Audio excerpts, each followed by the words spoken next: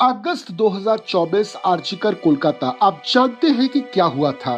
Protests हुए, candles जली, doctors सड़क पर आ गए। सुप्रीम कोर्ट ने कॉग्निजेंस लिया, सीबीआई को केस सौंपा गया और देश के लोगों को लगा कि इस बार न्याय जरूर मिलेगा।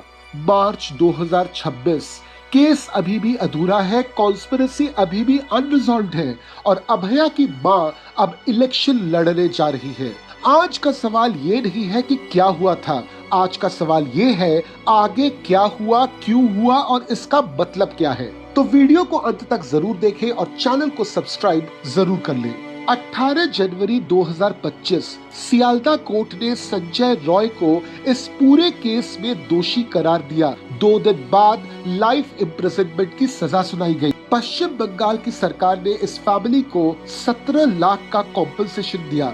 देखने में लगा कि जस्टिस मिल गया है, लेकिन फैमिली ने कहा ये न्याय नहीं है। फैमिली डेथ पेनल्टी मांग रही थी। सीबीआई ने कलकत्ता हाई कोर्ट में पिटीशन दायर की कैपिटल पनिशमेंट के लिए। पश्चिम बंगाल के सरकार ने भी पिटीशन दायर की।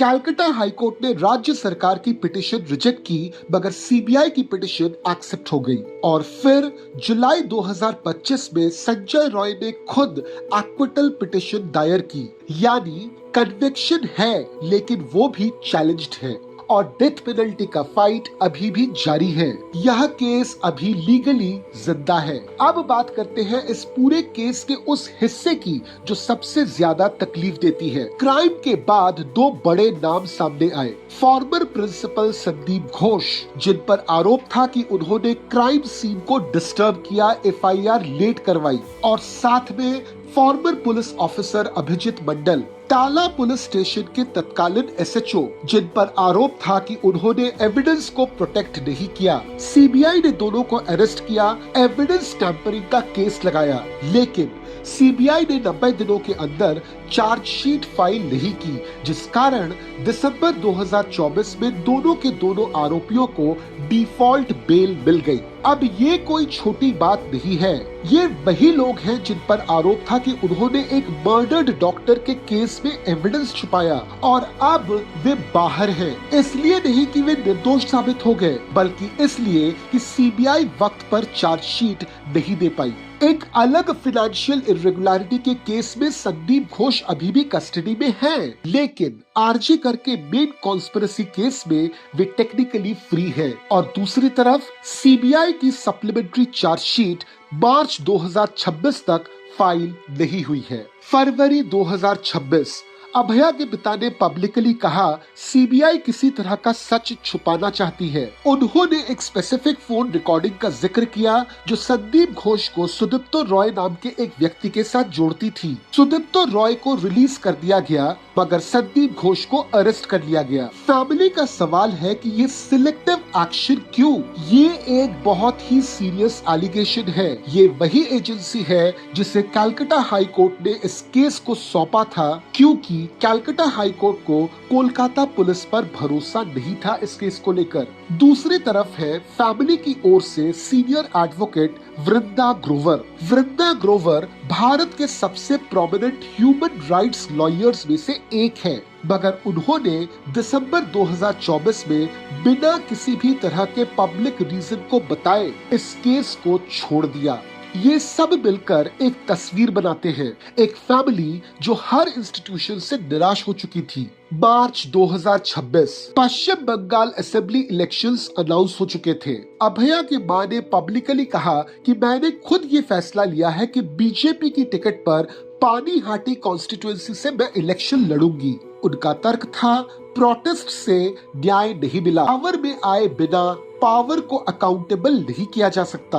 अब भारत के क्रिमिनल जस्टिस हिस्ट्री में इस तरह का यह पहला डॉक्यूमेंटेड केस है जहां पर एक विक्टिम की मां, जिसका केस अभी भी चल रहा है, डायरेक्टली इलेक्टोरल पॉलिटिक्स में उतर रही है। मगर इस डिसीजन को जज करने से पहले एक जरूरी कॉन्टेक्स्ट। उन्होंने सीबीआई पर कॉन्स्पिरेसी का आरोप लगाया और आज वो जिस पार्टी के टिकट से लड़ रही है वह पार्टी खुद सेंट्रल गवर्नमेंट में पावर में है और सीबीआई उसी सेंट्रल गवर्नमेंट के अंडर काम करती है। अब यही है एक बहुत बड़ा कॉन्ट्रडिक्शन जो इस पूरे सिचुएशन का सबसे अनकंफर्टेबल हिस्सा है। At the same time Panihati traditionally एक स्ट्रॉन्ग टीएमसी की सीट रही है। पॉलिटिकल एनालिस्ट्स का मानना है कि ये सीट अकेले एक इशू पर नहीं पलटेगी। एक सवाल बहुत लोगों के मन में है कि ये case Nirbhaya case, Asaram case, इन सब केसेस से अलग कैसे है। निर्भया की मां ने क्लियरली कहा था, मेरी बच्ची को किसी पार्टी का वेपन मत बनाओ।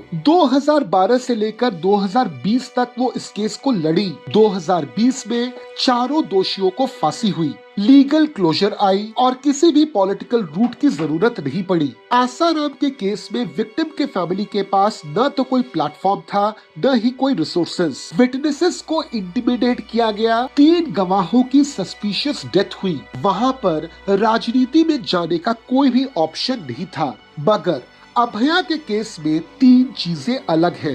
पहली, यहाँ पर कॉन्विक्शन हुई है, लेकिन फुल कॉन्स्पिरेसी लीगली अनरिजॉल्व्ड है, यानी फैमिली के पास लीगली कहने के लिए अभी भी बहुत कुछ बाकी है। दूसरा, इस केस में स्टेट गवर्नमेंट डायरेक्टली इम्प्लीकेटेड है। कोलकाता पुलिस के एक्शंस, संदीप घोष की तत्काल रीपोस्टिंग, ये सब कुछ रिकॉर्ड्स में है। और तीसरा, 2026 इलेक्शंस का एक डायरेक्ट पॉलिटिकल बैटल ग्राउंड तैयार हो चुका है और इस पूरे बैटल ग्राउंड के लिए अभया का केस सबसे बड़ा इमोशनल इशू है। इन तीनों वजहों ने मिलकर एक ऐसी सिचुएशन बनाई है जो पहले कभी भी किसी भी केस में नहीं बनी थी। इस डिसीजन का एक पॉजिटिव पहलू है, अभया का केस इलेक्शन डिस्कोर्स में जिंदा है, यानी कि वुमेन सेफ्टी एक लेजिस्लेटिव एजेंडा बन सकती है। साथ में अभया की मां का ये कदम एक स्ट्रॉन्ग मैसेज भेजता है कि विक्टिम की फैमिली सिर्फ ग्रीफ में नहीं है, एक्शन में भी है। लेकिन अभया की मां का ये कदम काफी रिस्क वाला है। रिक्लेम द नाइट का मूवमेंट एक ह्यूज डिजिटली मोटिवेटेड मूवमेंट था जिसमें पार्टिसिपेट किया था डिफरेंट पॉलिटिकल आइडियोलॉजी के लोगों ने। और आज जब अभया की मां किसी एक पर्टिकुलर पॉलिटिकल पार्टी की तरफ से चुनाव लड़ना चाहती है तो कहीं न कहीं उनके सपोर्टर्स और इंडिपेंडेंट एक्टिविस्ट्स पब्लिकली ये बात कहने से पीछे नहीं जा रहे कि कहीं न कहीं उनके साथ एक पॉलिटिकल बिट्रेयल हुआ है। अभया की मां का ये कदम एक लॉन्ग टर्म रिस्क भी लाता है। अगर इस इलेक्शन में वे जीत जाती है, क्या वो सीबीआई का अधूरा काम पूरा करवा पाएंगी? मगर हाँ, उनके इस डिसीजन ने इस बात को साबित जरूर किया है कि एक मां ने पुलिस को ट्राई किया, सीबीआई को ट्राई किया, सुप्रीम कोर्ट को ट्राई किया, प्रोटेस्ट को ट्राई किया और अब इलेक्शन को ट्राई कर रही है। मगर ये सवाल उस मां से नहीं है, ये सवाल है उस सिस्टम से जिसने उसे यहाँ तक पहुँचाया। अब आपको क्या लगता है, क्या इस रास्ते से उनको न्याय मिलेगा? कमेंट में हमको जरूर बताइए और मैं आपसे वापस मिलता हूँ अगले वीडियो में एक नए टॉपिक के साथ। जय हिंद।